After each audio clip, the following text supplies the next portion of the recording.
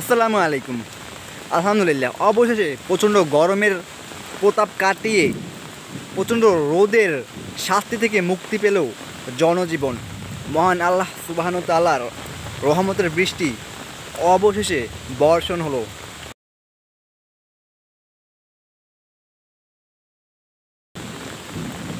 প্রচণ্ড রোদ আর গরমে যখন জনজীবন একেবারেই অতিষ্ঠ হয়ে উঠেছিল, তখন আল্লাহর অশেষ রহমতে বৃষ্টি বর্ষণ হয়ে গেল।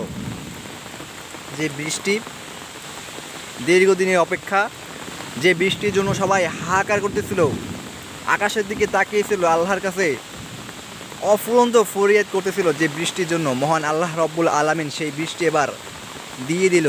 রহমতের বৃষ্টি বর্ষণ হচ্ছে অবশেষে। এই বৃষ্টির ফলে হয়তোবা গরমের তাপ কিছুটাও কম হতে পারে, গরম থেকে মানুষ বাঁচতে পারে কিছুটা হলেও এই বৃষ্টির কারণে। যাই হোক, আলহামদুলিল্লাহ যে অবশেষে বৃষ্টির দেখা পাওয়া গেল।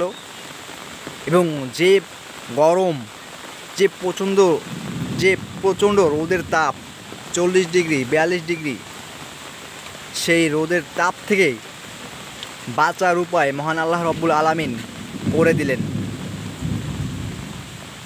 রহমতের বৃষ্টি দ্বারা। রহমতের বৃষ্টি দিয়ে প্রচণ্ড গরম থেকে আমাদেরকে রক্ষা করলেন মহান রব্বুল আলামিন।